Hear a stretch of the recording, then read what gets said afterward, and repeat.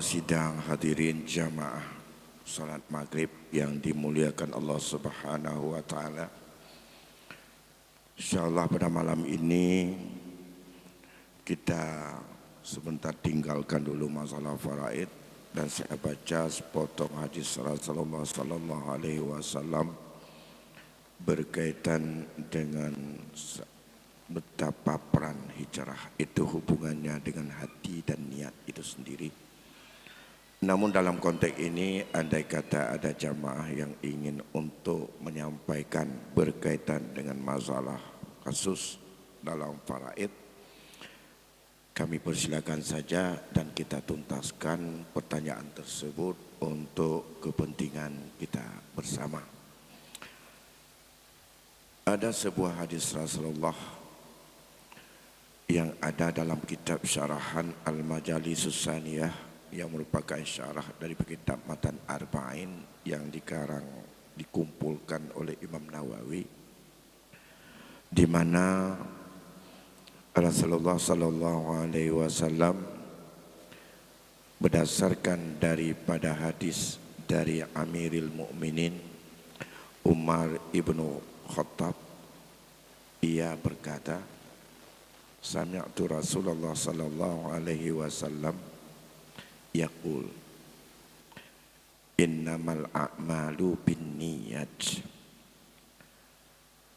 wa innama likulli imri'in ma nawa faman kanat hijratuhu ila Allahi wa rasulihi fa hijratuhu ila Allahi wa rasulihi wa man kanat hijratuhu ila dunya yusibuha aw ila imra'atin yankihuha aw yatazawwajuha fa hijratuhu ila ma hajara ilaih. Yang arti dari hadis ini sebelum penjelasannya, Umar ibnu Khattab Amiril Mukmin yang digelar juga dengan Abi Khufas, ia mengatakan, aku dengar Rasulullah sallallahu alaihi wasallam bersabda, apa saja segenap amalan itu adalah sangat ditentukan oleh niat kita. Oleh karena itu, ya, Allah juga akan berikan nilai daripada amalan itu sesuai menurut derajat dan nilai dari niat itu sendiri. Siapa saja yang berhijrah untuk menuju mencari ridha Allah dan Rasulnya, ia akan sampai bertemu dengan janji Allah dan Rasulnya. Sebaliknya, siapa saja yang ia berhijrah untuk mendapatkan kepentingan dan bahagian yang ada di dunia ini, atau kepada seorang wanita yang ian untuk menikahinya, fa hijratu ila ma hajara ilaih. Hasilnya, kalau dia dapatkan kepada apa dan kemana ia berhijrah. Sebelum carahan hadis ini kita perpanjang, kita awali dulu sedikit berkaitan komentar para ulama berkaitan dengan status hadis ini. Banyak para ulama berpendapat bahwa seandainya kami menyusun kitab 1000 biji, sungguh tetap akan kami mulai dulu dengan hadis ini. Itu kata pendapat. Mengapa? Karena hadis ini mengandung makna yang sangat luas, sangat penting menentukan kepada apa saja yang dilakukan. Setetes pena pun yang jatuh nilainya sangat ditentukan oleh hadis ini. Sekecil apapun yang kita lakukan sangat ditentukan oleh juga mutunya dari hadis ini. Bahkan orang yang tak sempat melakukan apapun apabila ia sudah buah komitmen dalam hati terhadap i'tikad dan kasat niat yang tulus, ia akan bertemu dan mendapatkannya. Itu katanya. Kemudian ada sebahagian lain, mereka berkata, madarilu Islam ala hadisi innamal a'malu binniyat wa hadisi al halalu bainan wal haramu bainan, katanya. Wa hadisi man amila amalan laisa alaihi amruna fahuwa rad. Wa hadisi hadisi min husnil islamil mar'i tarkuhu ma la ya'ni. Fa kullu wahidin minha rub'ul Islam. Sebagai ulama berpendapat bahwa Islam ini mencakup pada 4 buah hadis. Udah lengkap Islam semuanya. Bila seseorang mampu untuk menghayati, mengamalkan dan meyakini serta untuk mengaplikasi 4 hadis. Yang pertama hadis yang kita bacakan tadi. Innamal a'malu binniyat wa innamal likulli imri'in ma nawa wa man kana hijratu ila Allah wa rasul fa hijratu ila Allah wa rasul wa man kana hijratu ila dunya yusibuha aw ila imratin yankihuha fa hijratu ila ma hajara ilaih. Satu. Yang kedua hadis al halalu bayyinun wal haramu bayyinun wa bainahuma mutasyabihat, dan seterusnya sampai ujungnya ala fil jasadi mudghah idza saluhat saluhal jasadu kullu wa idza fasadat fasadal jasadu kullu ala wahyal qalbu. Hadis yang ketiga, ya, yaitu ini 2 hadis. Hadis yang ketiga adalah kata para ulama, yaitu hadis mana amila amalan laisa alaihi amruna fawarad. Apa saja amalan yang dilakukan oleh seseorang yang amalan itu tidak didasarkan kepada apa yang kami perintahkan atau urusan kami, itu ditolak. Islam menolaknya. Islam tak mengakuinya. Hadis yang terakhir, keempat, min husni islamil mar'i tarkuhu ma la ya'ni. Termasuk sebaik-baik Islam seseorang dalam dirinya siapa yang mau meninggalkan sesuatu yang merasa bahwa itu tidak penting. Perbuatan itu sia-sia, gak ada membawa manfaat apapun. Mereka mengatakan 4 hadis ini, 1 hadis seperempat Islam. 4 hadis lengkaplah Islam. Sudah mencakup petunjuk Islam tentang bagaimana hanya menelusuri dan mencari tentang kaifiat amaliyah saja. Berkaitan dengan hadis ini, ya, yang pertama itu menunjukkan bahwa al-a'mal adalah segala perilaku dan apa saja yang diucapkan atau dilakukan. Pengaruhnya sangat besar terhadap hati. Karena niat itu ada dalam hati.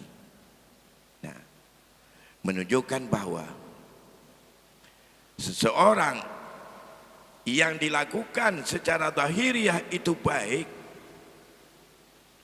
andai kata berangkat daripada hatinya yang baik, maka nilainya baik. Sesuatu amaliyah yang zahirnya baik, Tapi berangkat daripada motivasinya yang tidak baik untuk manusia, untuk prestasi, untuk mencari dan macam-macam, hasilnya tidak baik. Amalannya sama. Amalan sama. Kita mau berzikir 100 kali. Berzikir itu amalan. Karena itu adalah merupakan amalan lidah. La ilaha illallah. Nilainya apa itu? Tergantung. Yang keluar di mulut la ilaha illallah itu, tujuan kita keluarkan itu apa? Itu amalan lidah. Saya malam ini mengajar, menyampaikan hadis kepada Bapak dan Ibu untuk segala macam berkaitan dengan hukum-hukum, baca dalam kitab apa yang sudah ditinggalkan oleh para ulama seperti tentang penjelasan hadis ini. Itu apakah saya ini mendapatkan sebagai amal yang saleh, ilmu yang tafa'u bih? Belum tentu. Tergantung untuk saya. Ilmu itu adalah apa niat saya. Mulai dari tadi. Setiap malam Rabu saya hadir menyampaikan. Nah, berkaitan dengan urusan hati ini berat. Urusan ikhlas ini berat, urusan hati. Ini hadis yang pertama, nanti akan kita lihat. Hadis yang kedua, ini menyangkut dengan masalah finansial. Ini menyangkut dengan tunjangan hidup yang berkaitan dengan materi. Dan ini sangat dominan.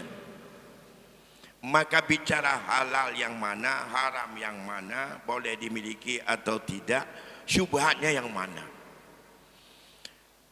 Halal, haram, syubhat ini sangat tergantung kepada orang yang main dalam syubhat, menjadi kupasan yang panjang sehingga di situ menentukan apakah kita wara'a atau tidak dalam sufinya, sikap hati. Karena man hama haulal hima yusyak wa yaqa'afi. Orang main dengan syubhat adalah seperti orang bergembala di pinggir sumur. Besar sekali gembalaannya akan jatuh dalam sumur. Wahimallahu al-haram. Sedangkan sumur Allah, batas Allah di dunia ini adalah haram. Main dalam syubhat, terpancing mudah terjebak kepada haram. Dan itu sampai bicara menyangkut dengan panjang sekali dalam kitab muamalah dan dengan perkembangan ekonomi yang ada. Hadis yang ketiga dan keempat, maka ulama mengatakan, andai kata 4 hadis ini bisa dipahami secara baik, lengkaplah sebagai al-Islam ya'lu wa la yu'la alih pada diri seseorang. Ini berkaitan dengan masalah tentang betapa keagungan hadis ini. Namun selanjutnya kita lihat sedikit hari ini, siapa Amirul Mukminin Umar bin Khattab itu.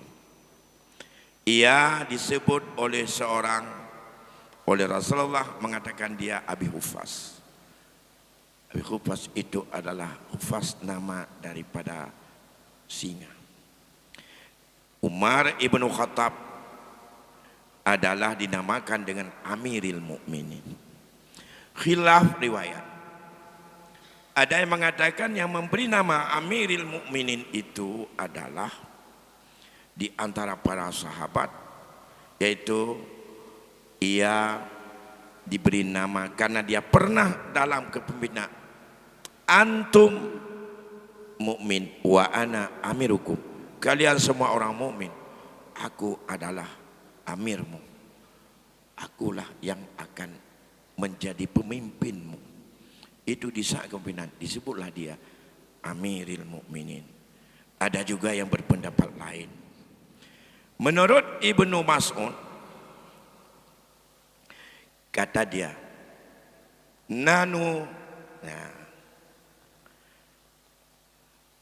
la nuqaddiru ala nusalli indal Ka'bah hatta aslama Umar, kata dia. Kun Ibnu Mas'ud, kamu menghadap dan hana pernah kamu jut semayang kabineh Ka'bahnya. Pajan kamu jut semayang kabineh Ka'bah setelah Umar masuk Islam. Ya, itu Umar.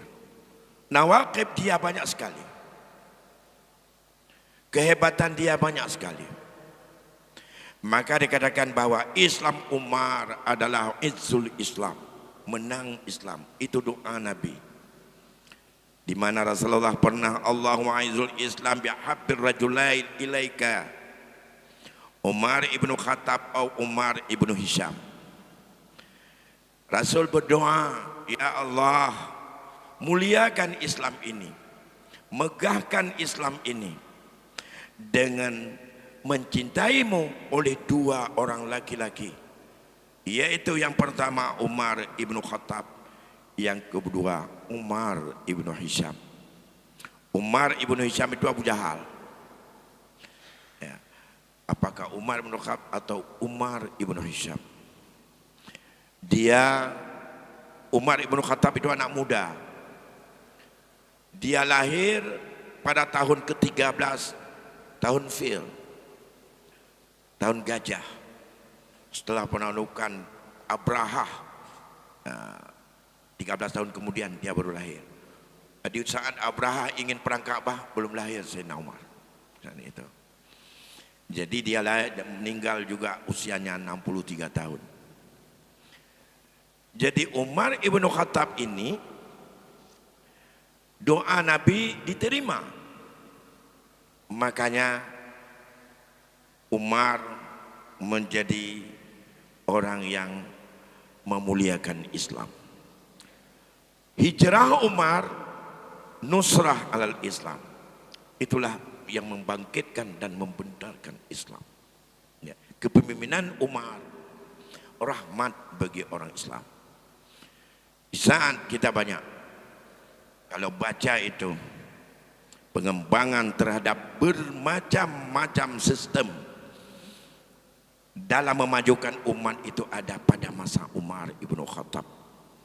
Mulai ada qadhi, mulai ada menyangkut dengan irigasi, mulai adanya pemerintahan yang sistematis, itu pada Umar semuanya.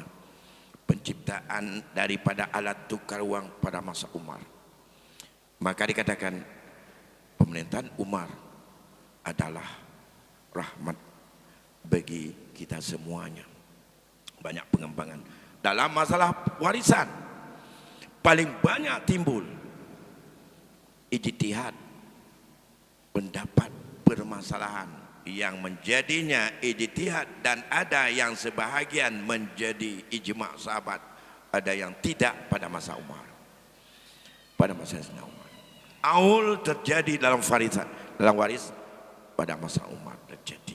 Dan ini problem-problem yang terjadi. Kemudian kita lihat lagi, inilah yang mendengar hadis ini, yang diceritakan tentang kehebatan Umar. Ia menurut riwayat dia menghafal jumlah sampai dengan 439 hadis yang pada dia itu, yang sumber dari Umar 439 buah hadis yang pada Umar. Banyak kejadian yang merupakan disebut dengan nawakibnya. Di antaranya kita sangat ma'ruf apa yang terjadi saat satu riwayat yang datang surat daripada Umar bin Asi kepada Umar saat dia itu kurung Nil, tidak mau keluar air. Sudah menjadi tradisi bahwa sungai Nil itu akan kering kalau tiap tahun tidak diberikan isi ataupun tidak dimatikan atau ditenggelamkan seorang gadis yang perawan dan yang cantik. Itu terjadi saat itu. Kurung Nil ada sangkira yang bak jaro Umar oronyo hana tole ing kurung Nil nya roje yang kai semah ke jin Nil. Bet fikir menyebab Umar hana jin pakai haji setan. Ada Umar ibnu Asim melapor. Ya Amiril Mukminin, air Sungai Nil tidak akan mau untuk keluar dan menambah kalau setiap tahun dan saat ini tidak mau untuk dikorbankan, dicampakkan seorang gadis ke dalamnya. Akhirnya kalau demikian kata Umar, ini sumber dari Ibnu Abbas. Apa beliau? Ia tulis sebuah surat. Kemudian surat itu diberikan kepadanya. Isi suratnya adalah, ia perintahkan, campakkan suratku ini, tulisanku ini dalam Sungai Nil itu. Setelah itu kamu lihat bagaimana dengan Sungai Nil ini. Isi dalam surat itu adalah, innaka in kunta tatla min indillah fadli in kunta tatla min indi nafsika fala hajatul lana bika. Ya. Kemudian fatala'a walam tulqa fihi ba'da zalika imra'atun. Kalau airmu ini, kamu wahai Nil, kamu keluar air ini adalah karena Allah, sekarang keluar kamu. Menyokai krung Nil nyoka tebit karena Allah, citebit rohnya. Tebit, mana orang tahan tebit. Tapi menyoka tebit, ianya karena kekuatan neraka dan air ini daripada hak kamu. Siapa kamu wallahu alam, maka kami tak butuh kepadamu. Jangan keluar. Anak perle kamu gak. Anak perle ke iakah tebit ini. Menyokankah tebit karena Allah. Mulai saat itu keluar air Sungai Nil sampai dengan hari ini. Bukan sampai masa selanjutnya, tak pernah lagi kering dan tak pernah lagi untuk memberikan sesajen. Jadi menyomunan menu sesajennya wadah tidak makan kana. Tetajan bagi tanya bagian tapuja mangkapunyan kan mata uronyona mata Umar kana. Lima menyo sesajennya lima ba Umar ada ba Umar pinyan sesajen yang setan. Bukan kalau Umar tidak datang setan. Sampai para rasul juga datang setan. Para rasul galong truk duri. Lokade. Umar wallahu alam penampak, tapi dengan kata dia, andai kata kamu keluar karena Allah, maka keluar sekarang. Nyan atau turat. Turatnya kenan natut boleh ia gelantau rina terakhir lakanya ke turat tenam. Itu kehebatan Umar saat itu. Jadi tapi dumnan keraman Umar, anak ya pernah droga Rasul. Anak ya pegah droga ulia. Anak ya pegah droga untuk orang yang cabling, yang harus untuk dihargai, yang harus dipemulia. Enggak. Hebat Umar. Dia oleh karena demikian, anugerah yang Allah berikan itu hanya karena Umar itu tulus dan ikhlas karena Allah. Kejadian yang lain, pada masa Umar setiap tahun ada satu bulan selalu datang api. Api itu datang dari gunung, manusia semuanya kalau enggak terbakar lari semuanya puntang-panting masuk. Masyarakat lapor padanya, ya Umar, ini masyarakat puntang-panting setiap saat itu api itu terus lari. Kalau demikian kata Umar, silakan, kapan terjadi? Bulan-bulan selalu tanggal sekian. Kemudian Umar panggil daripada anak buahnya, budaknya, orang pembantunya di rumah. Kemudian dia ambil rida Umar itu. Kemudian kata dia, kamu keluar ke tengah kota Madinah. Andai kata itu terjadi lagi, kapan saja, di saat orang puntang-panting lari karena takut panas dengan datang lagi kilat, nah, lagi belantu tu, itu nonguru mendu. Kemudian kamu keluar dan hemparkan rida ini, katakan ini rida Umar ibnu Khattab. Hadza rida Umar ibn Khattab. Balik kalian.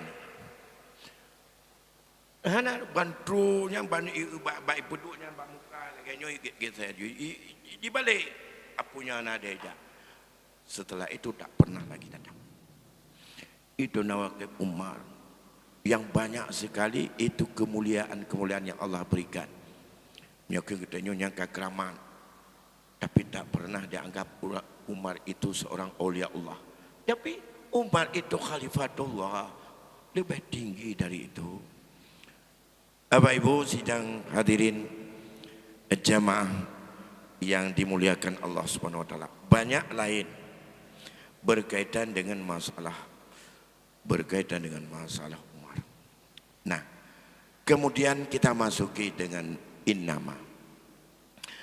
Kalau menurut syarah kitab ini dalam majelis, innama memang dasarnya adalah hasar. Semua amalan diperhitungkan dengan niat. Ya. Namun hasar ini bukan bermakna kullu, tetapi bermakna kebanyakan amal-amal yang bernilai ibadah di sisi Allah adalah dengan ada niat karena Allah. Tapi ada sebahagian amalan juga yang kadang-kadang tanpa niat ia bernilai ibadah dan mendapatkan hasil ibadah kepada Allah. Antaranya azan. Azan tak perlu niat, ini saya azan karena Allah, tulus aku karena Allah, enggak. Yang penting azan dia. Ya. Begitu azan tanpa niat, nilai azan itu sebagai memanggil, mendakwakan, mengajak orang untuk salat, itu bernilai ibadah. Begitu juga membaca Quran. Kecuali itu tanpa niat, kecuali niatnya untuk dunia, hilang pahala akhirat. Nah, kalau saya tidak azan nanti habis bulan enggak dikasih teken Pak Muslim, yang kagak ada nilai. Kiban jarat menaji hai kubang itu, rumah jangan kubang tu dapat teken itu, kau dapat teken kamu tidak aku.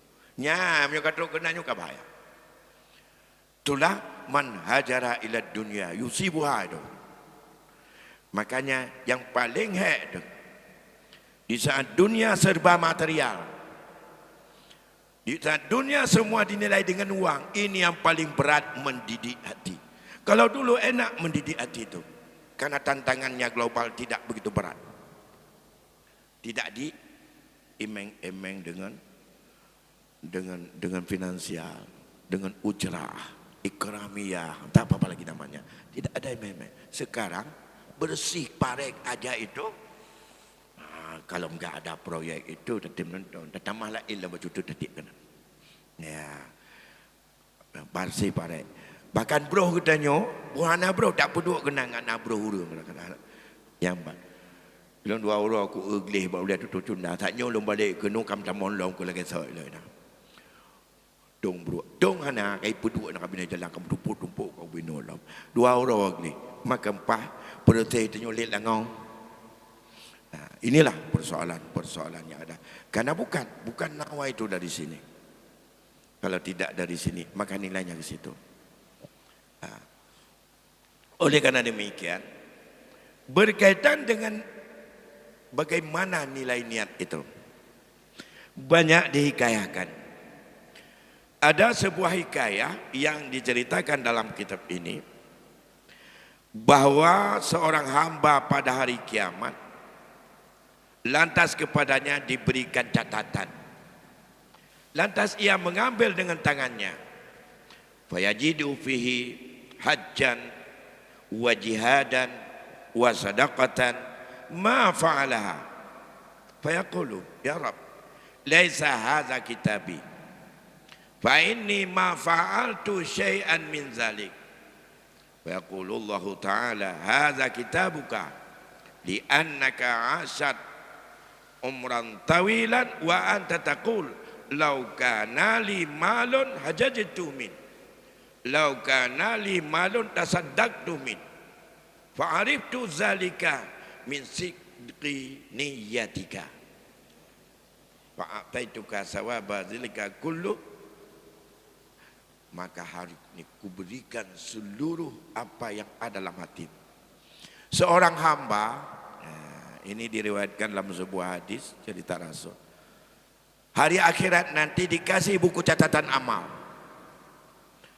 Begitu dilihat buku catatan amal, di situ ada haji mabrur dalamnya. Di situ ada nilai sedekah. Ya. Kemudian di situ juga ada bermacam-macam yang sifatnya itu adalah yang ia mengatakan, ini semuanya tidak pernah aku lakukan. Ada jihad di situ pahalanya, ada sedekah di situ. Ia berkata, ya Rabb, ini bukan kitabku, nyukan buku lon ya Allah. Betapa aku dah mampu buat adanya, aku cuma keburu tem. Minta bengah habis tu tinggal minta ambil ya Allah. Hana bertemu jawaji, hana aku temu sedekah, hana aku temu mentu pesantren. Tidak sempat aku untuk menyumbang ke masjid. Enggak pernah aku memberikan untuk buka puasa Senin Kamis macam-macam. Hana ya Allah. Apa dah lon kananan lon ni nak? Nyu katalah ya Allah, nyukan buku lon. Apa jawab Allah SWT? Kamu dulu di dunia, kuberikan hidupmu yang panjang, tapi kamu tak mampu untuk naik haji. Tapi kamu selalu berkata, ya Allah, seandainya aku punya harta, aku mau pergi haji. Seandainya aku punya harta, aku mau bersedekah. Seandainya aku mau bantu anak yatim. Seandainya aku nanti punya duit, macam-macam seandainya. Saya tahu, kata Allah, apa yang kamu ucapkan itu tulus dalam hatimu. Ikhlas lahir daripada niatmu. Kan karena penglemah baurun. Kan karena nyok sedekah supaya itu pun diurang raupi urang masih. Tak. Allah tahu. Hati kita Allah yang tahu. Di saat kita inginkan.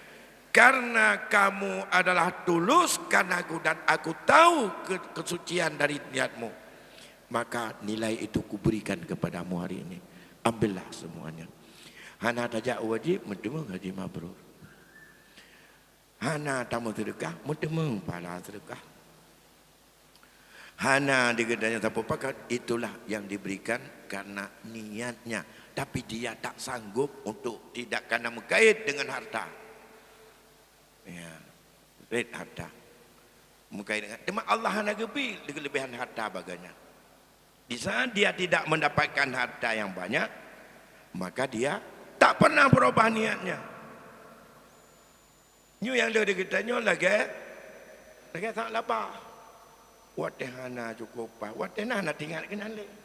Ya, haji nak tinggal tadi bantu orang tinggal kali-kali ada pergi ada tumbuh. Dan kita tidak mengakui hari ini bahwa apa yang kita punya seolah-olah kita enggak punya. Padahal kita punya. Belum jak waji. Sekarang kita baru sibuk pergi waji. Apa dah jak 5 waji lam 60 ton. Bayar dapre. Ikut daftar le. Bukan begitu. Itu aturan manusia. Aturan Allah tidak ada manusia yang tahu. Sekarang karena kapan kita sanggup langsung saya mau ke haji ya Allah. Semoga Allah berikan kesempatan kepada saya. Aku berhaji karena inilah baru aku mampu. Atau baru ini aku sadar. Baru uranyo baru kepengak kuja. Urut jangan kutim alasan karena muda temaku naik pertimang karena memang akibat ji. Mia uroji tunyo tajuk tunyo je tajak. Buatkan 60 ton perle untuk pre baru terkejut. Makin ada berat teman. Temaku terjemun. Ada je Pulau Belang. Ada je Pulau Lampu. Peng hana apa ni peng kalau na kali dah Pulau Lampu. Nah apa cutuk duduk dalam kanan. Hana mujana peng. Rumah 2 di rumah. Na rumah mau 20 kali 20. Tidak ada mau. Nyo tidak tinggal ke? Angge je tu. Kepung tengoknya aku tahu tengok je. Tapi hana rumah baik-baik. Orangnya terkejut, sadar. Doa apa Allah? Tapi baik doa kepekela tu. Allah kita perhati dia. Niat aturan manusia secara uruf seperti itu. Secara adat seperti itu. Hakikat wallahu alam. Menyo betul-betul tapi karenanya menyo kunit aju ngak gebi pahala ada Allah. Allah kata tu nyo ini untuk pahala kon tulus karena Allah. Betul. Niat aju. Yakinlah mati tidak ada di dunia ini yang hamba. Kalau kita ingin untuk berbuat baik yang bersangkut dengan masalah kekuasaan itu Allah. Menyo kata Allah ada kena bi kekuasaan hana mendente. Oleh kerana demikian pasang aja niatnya. Ya. Dengan baik tapi Allah yang tahu niat kita itu seperti apa. Maka famangkana hijratu ilallah wa rasul. Niat dan kasad hijrahnya kepada Allah dan Rasul artinya ia hikmah untuk tujuan yang ia dihadapkan di dalam melakukan hatinya itu adalah karena Allah dan Rasul, maka hijrahnya adalah bertemu dengan janji Allah dan janji Rasul. Bertemu. Niatlah mati karena Allah dan Rasul. Tak abad karena Allah dan Rasul. Tak semayang karena Allah dan Rasul. Tak minta rezeki karena Allah dan Rasul. Maka pahala yang Allah janjikan akan bertemu kita dan Allah berikan. Tapi kalau bukan karena Allah dan Rasul, maka yang kita temukan apa yang ada pada manusia itu sendiri. Bapak Ibu sidang jamaah yang dimuliakan Allah Subhanahu wa taala. Oleh karena demikian, ya, setiap pribadi maka kita hijrah yang sesungguhnya di dalam hadis ini adalah fisik tidak menentukan kualitas. Tapi yang menentukan hijrah adalah hijrah mental dan hijrah dari niat. Jadi betapa isinya lihat. Seorang laki-laki secara zahiriah ia tinggalkan Makkah berangkat ke Madinah. Ikut menjadi muhajir bersama Rasul. Tapi diketahui kemudian dalam duduk tanpa sadar bahwa ia pergi ke Madinah bukan dalam rangka karena ingin untuk mengembangkan agama di negeri yang penuh dukungan, yang penuh potensi untuk bisa untuk beribadah dan berjihad, yang bisa menyusun kekuatan dan merajuk ukhuwah. Rupanya dia karena ada seorang wanita yang dalam riwayat itu saya enggak ingat lagi, ia ikut hijrah pada Rasul. Jadi wanita itu karena sudah hijrah, ia ingin untuk menikah dengan wanita itu. Karena wanita itu sudah menjadi seorang wanita yang berhijrah. Oh ya, namanya Ummi Qis. Ya. Maka disebutlah ia muhajirah Ummi Qis. Seorang muhajir, seorang orang yang hijrah perempuan yang bernama Ummi Qis. Ya, Ummi Qis itu dia itu daun janda. Tapi ada orang lain yang kepingin untuk kawin dengan dia. Akhirnya dia bertekad juga berangkat. Muhammad tajak takut ikut. Itu berarti dia itu tidak mendapatkan nilai hijrah. Tidak mendapatkan nilai bahwa ia adalah orang yang betul-betul beriman. Kalau dia dapatkan sampai ke Madinah kawin dengan Ummi Qis, itulah hasil hijrahnya yang dapat. Dia harapkan dari apa yang Allah janjikan tidak ada begitu. Maka dalam kaitan ini, mari kita di awal-awal daripada tahun hijrah yang kita sedang memasuki di tahun 1444 Hijriah, untuk kita memperbaiki hati, untuk kita berhijrah hati dalam semua aspek kehidupan. Karena kalau bukan hati kita hijrah, fisik kita lakukan, maka nilainya kosong. Tapi dengan hijrah hati, maka fisik yang tetap berbuat seperti biasa punya nilai yang sangat tinggi. Saya pikir mengingat waktu Isya sudah masuk, ya itulah salah satu di antara hadis Rasulullah yang diriwayatkan.